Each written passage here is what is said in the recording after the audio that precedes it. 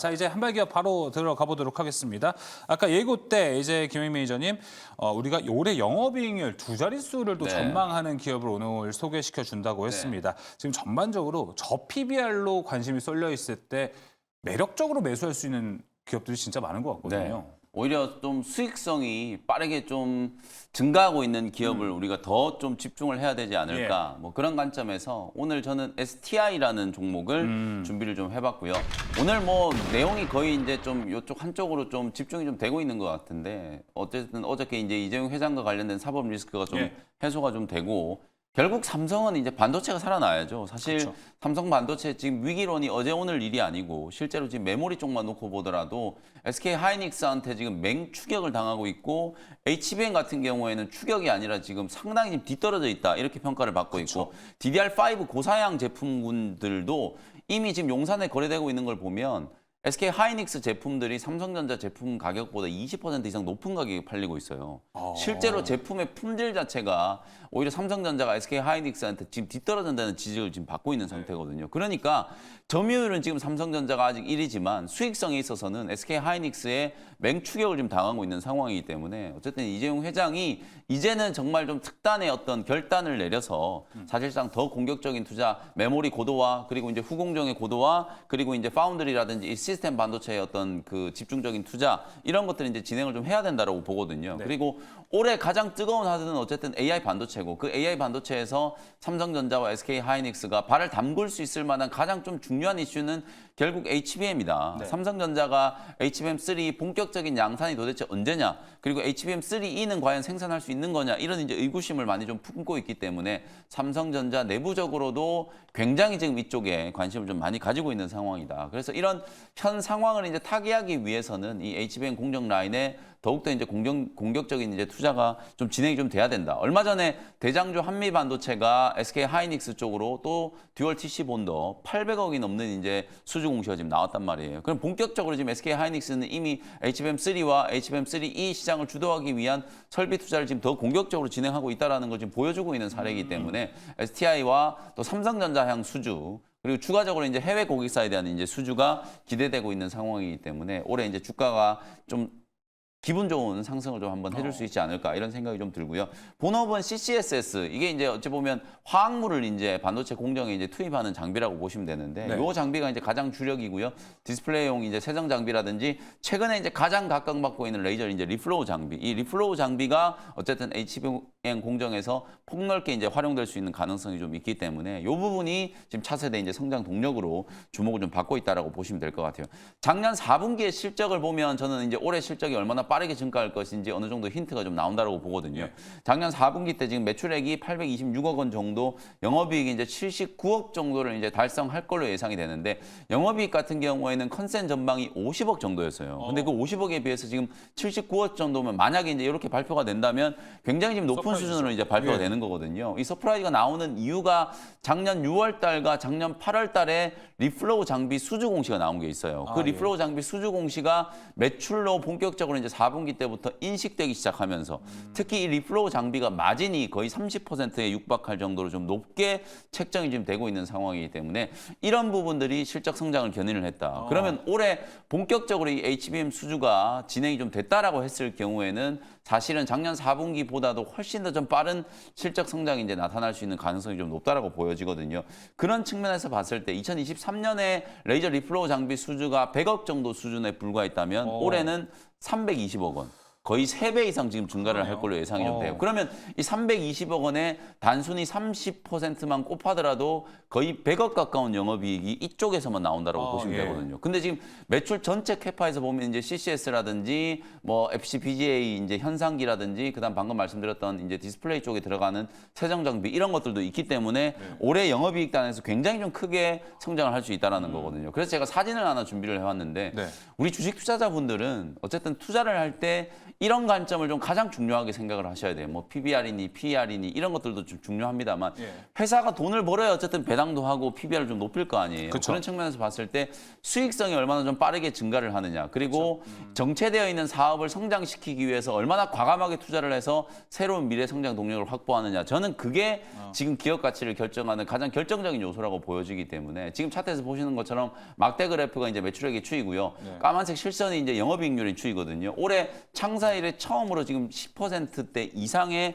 영업이익률을 이제 기록을 할 걸로 예상이 좀 되고 있기 때문에 어찌 보면 STI는 작년이 아니라 올해부터 본격적인 이제 고성장의 구간으로 진입을 하는 단계다. 이런 장비 기업들이 바람을 한번 타면 영업이익률 막 20% 30% 리노공업 같은 기업들이 그러면서 10년 이상 고성장을 했거든요. 저는 STI가 그런 이제 성장의 초입 구간으로 진입하고 있는 원년이 바로 이제 올해가 될 거다라고 보기 때문에 이 차트를 보시면서 투자 포인트를 좀 잡아보시면 될 것 같고요. 네. 가격 전략 한번 말씀드려 보도록 하겠습니다.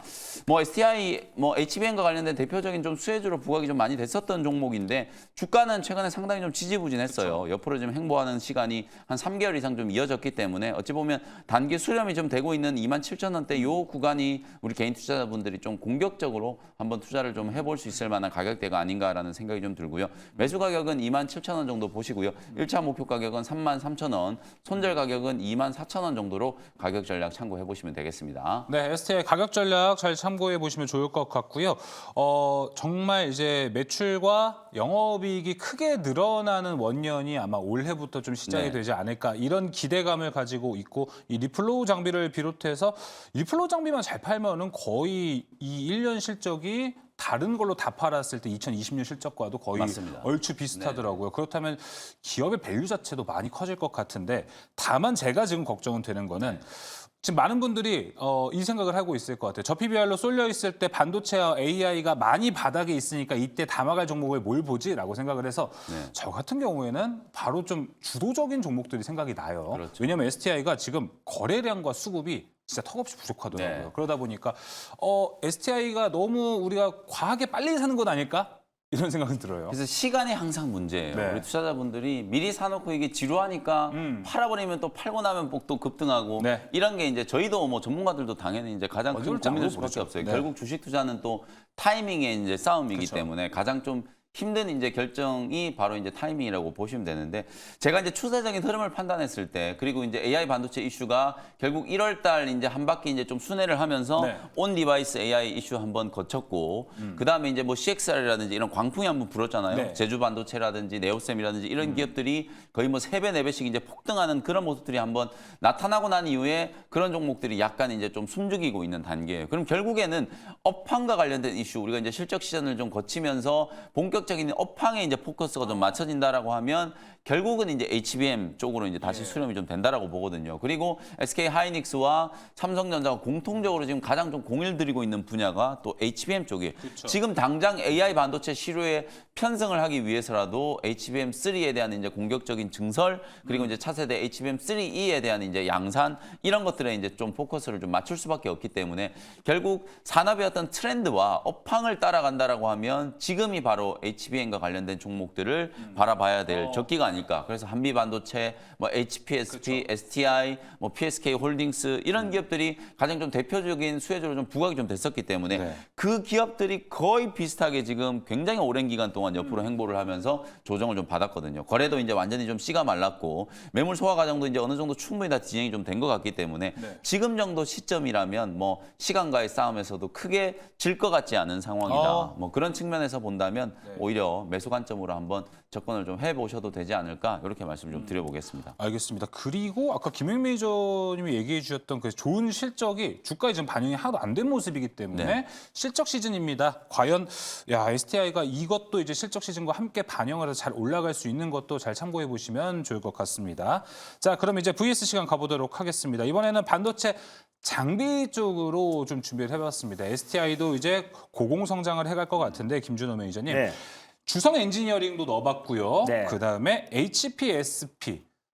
제가 이 라인업을 넣었을 때 아까 말씀드린 것처럼 지금 반도체에서 좀 더 빠르게 움직일 수 있는 종목들, 기업들로 좀 넣어봤습니다. 네.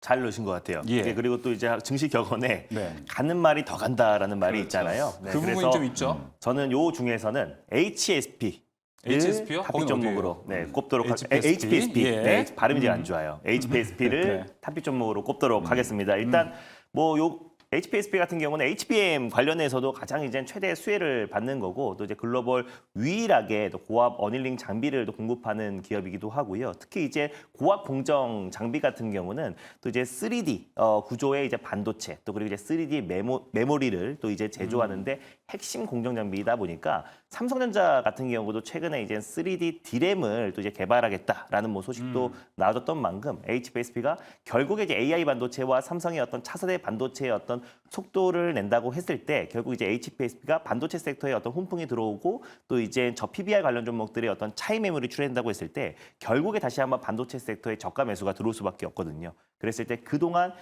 반도체 섹터의 어떤 상승을 견인했던 HPSP가 다시 빠르게 반발 매수가 들어올 수 있다고 보고 있고 사실 다른 반도체 종목들 대비해서 하락폭도 굉장히 좀 제한적이에요. 그래서 여전히 상승 추세 하단 부분에 위치해 있다고 보고 있고요. 그래서 결국에 AI 반도체 수요는 막강하다. 또 엔비디아가 계속 신고가 랠리가 이어지고 있다는 점을 놓고 본다고 했을 때도 네. HPSP가 그래도 지금 현 시점에서는 탑픽이 아닌가라고 좀 꼽고 싶습니다. 자, 이 안에서 뭐 이제 가는 놈이 더 간다라고 해서 HPSP를 일단 우선순위로 이야기를 해줬습니다. 근데 제가 봤을 때 STI가 근데 실적 시즌과 맞물려서 더 잘 갈 것 같은 네. 그 느낌이 없지 않아 있습니다. 이제 실적 발표를 아직 이제 4분기 실적 발표를 안 했기 때문에. 근데 그러니까요. 이제 보통 이제 이 중소형주들 같은 경우에는 따로 또 4분기 실적 발표를 안 하는 경우도 있어요. 왜냐하면 이제 사업 보고서 이제 3월 말까지 이제 제출을 해야 되기 때문에 2023년 사업 보고서를 제출하는 과정에서 그냥 묻어가는 기업들이 또 많이 있거든요. 여긴 어때요? 근데 이제 실적이 워낙 좀 좋을 걸로 기대가 좋으니까 되니까 오히려 말을 하는- 당연히 이제 분기 기준으로 실적 발표가 좀 될 수도 있겠죠. 특히 최근에 이 실적에 대한 민감도가 워낙 좀 높았었기 때문에 네. 오히려 지금 한 50억 내외 정도인데 만약에 이제 80억 근처까지 나온다면 그야말로 이제 어닝 서프라이즈거든요. 그게 이제 하나의 주가 상승의 이제 동력으로 좀 작용할 수 있다. 뭐 결국 자리로 보면 저는 뭐 HPSP나 STI가 거의 비슷하다라고 보는데 그렇습니다. 대장주는 뭐 저 역시도 HPSP 올해 연간 기준으로 뭐 가장 좀 관심을 많이 가져야 되는 아쉽죠. 종목으로 많이 말씀 좀 드렸었잖아요. 네. 뭐 그럼에도 불구하고 뭐 단기적인 관점에서 봤을 때는 뭐 실적에 대한 모멘텀 그리고 이제 HBM과 관련된 이슈가 다시 이제 부각이 좀 됐을 때 좀 더 이제 가볍게 움직일 수 있을 만한 종목으로 STI를 저는 이제 좀 소개를 좀 해드렸습니다. 알겠습니다. 자, 김영민 매니저의 한발 STI 이야기 들어봤고요. 이번엔 김준호 매니저의 한발로 넘어가 보도록 하겠습니다. 오늘은 어디죠? 네, 오늘 제가 이제 어제 이제 코리아 FT라는 종목을 이제 말씀드렸었는데 맞습니다. 오른팔. 네, 네, 맞습니다. 오른발. 그 종목 이제 말씀드리고 바로 이제 목표가를 도달을 하기도 그렇습니다. 했었어요. 네, 그래서 이제 기아, 제가 저 PBR 관련해서 대장주 역할을 할 것이다라고 말씀드렸었는데 강했잖아요. 네. 네, 그래서 오랜만에 한번 가져와 봤습니다. 네, 다시 한번 두통의 펜잘, 부품엔 화신이라는 종목을 네, 예. 안 가져올 수가 없다라고 판단돼서 오랜만에 이제 화신을 네. 가져왔는데 이제 뭐 현대차 그룹이 최근에 지금 이제 집중하고 있는 곳이 예전에는 이제 중국이었어요. 근데 중국 같은 경우는 뭐 정치적인 리스크와 또 외교적인 리스크가 항상 있기 때문에 이제 매출 비중이 한 70%가 줄었고요. 오히려 인도 매출이 한 2배 이상 증가를 했습니다. 근데 사실 비단 현대뿐만 아니라 글로벌 완성차의 어떤 트렌드 자체가 중국보다는 이제는 이제 뭐 인도 또 그리고 이제 멕시코 시장을 더 확대하고 있는 게 저렴한 인건비도 있고요. 또 네. 여러 가지 어떤 부분들을 봤을 때 결국 인도 시장의 어떤 확장성 또 그리고 인구 자체도 중국을 이미 추월해서 인구 대국이 된 상태잖아요. 그래서 앞으로 인도 시장을 이제 글로벌 완성차 업체들이 계속해서 집중해 나갈 것이고 또 그리고 96년도에 이제 현대차 그룹은 사실 인도 법인을 이제 설립을 해서 이미 지금 첸나이라는 지역에 지금 현대차가 1공장, 2공장을 이미 완공하고 지금 이제 계속해서 생산을 해 나가고 있는 상태고 기아 같은 경우도 아난 타프루라는 지역에 기아 공장을 설립을 해놨습니다. 또 작년 같은 경우는 또 GM으로부터 탈레가 온 지역에 이제 공장을 인수를 해서요. 또 이제 계속해서 생산을 늘리고 있는 상태다라고 보시면 될 것 같은데 인도 지역에서만 25년 동안 900만 대를 생산을 했고 또 그리고 지난해 상반기 기준으로 인도 시장 점유율 자체가 21.3%로 증가하고 있는 상황이다라고 보시면 될 것 같아요. 근데 이제 전일 로이터 통신에서 올해 말에 좀 현대차가 인도 시장에서 상장을 위해 좀 준비를 하고 있다라는 소식이 나와줬어요. 그래서 당연히 현대차에서는 아직까지 확정된 건 없다라고 지금 이제 바로 그렇죠. 반박 공시가 나오긴 했지만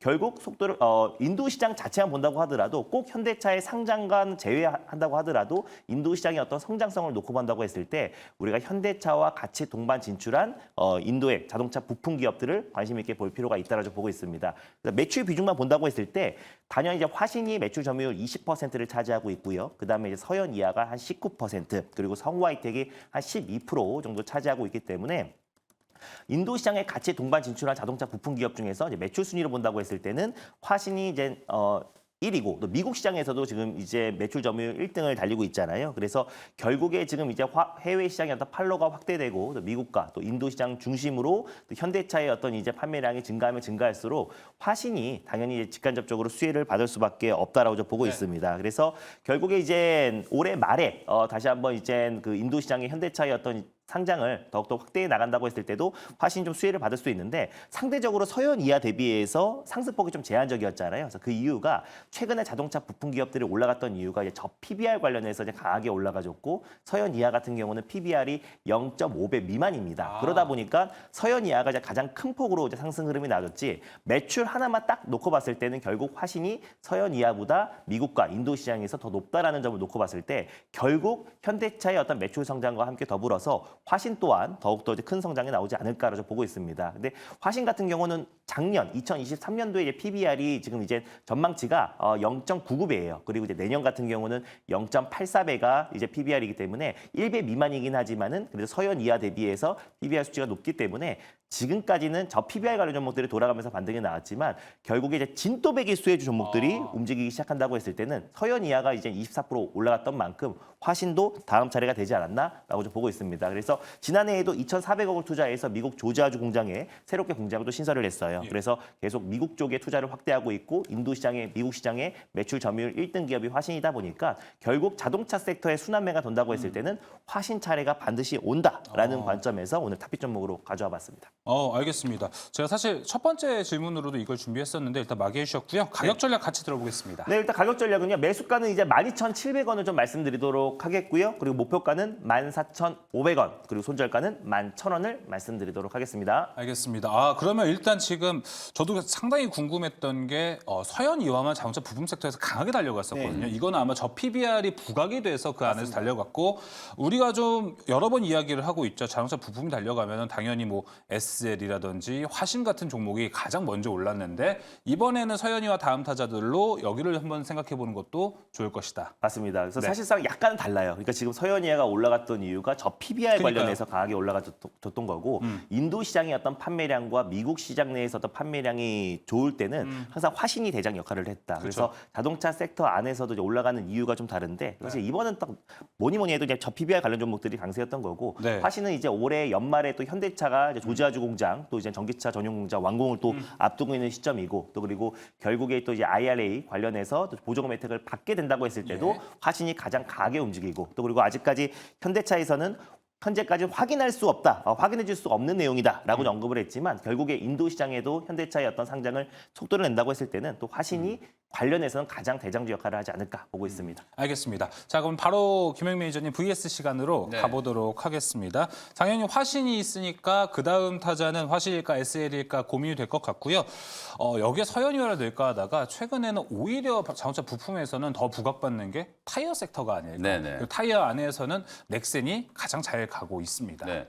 한국 타이어, 뭐 넥센 타이어 이런 기업들도 실적이 지금 나오는 걸 보면 2018년, 2017년 요때 이제 호황기 때 못지않게 실적이 좀 잘 나오고 있어요. 근데 이제 주가 수준은 그 당시에 비해서 지금 많이 저평가 좀 되어 있기 때문에 이제 자동차 부품단으로 수급이 확산된다라고 하면 타이어 관련된 종목들도 이제 분명히 좀 보셔야 될 것 같고 아무래도 지금 현대차, 기아 주가가 워낙 좀 강하다 보니까 이게 이제 부품 쪽으로 좀 낙수 효과가 생기지 않겠는가. 생각보다 강하게 안 와요. 네, 이런 기대를 다 하고 계시는데 사실 저는 이제 조금 결이 다르다는 거 계속 좀 말씀을 좀 드리고 있어요. 결국 압도적인 이제 수익성을 가지고 현대차와 기아는 이제 배당에 대한 이제 여력도 좀 충분하고 다만 이 자동차 부품주들은 1조 팔아가지고 한 200억 남기는 이제 그런 회사들이 대부분이거든요. 영업이익률이 막 2% 3%밖에 안 돼요. 배당할 수 있는 여력이 없거든요. 거기다가 현대차, 기아 해외 공장 쫓아가가지고 미국에도 공장 짓고 인도에도 공장 짓고 설비 투자 다 해놓는다고 한다라고 가정하면은 사실 이런 캐펙스에 대한 이제 또 부담도 분명히 좀 있을 수 있어요.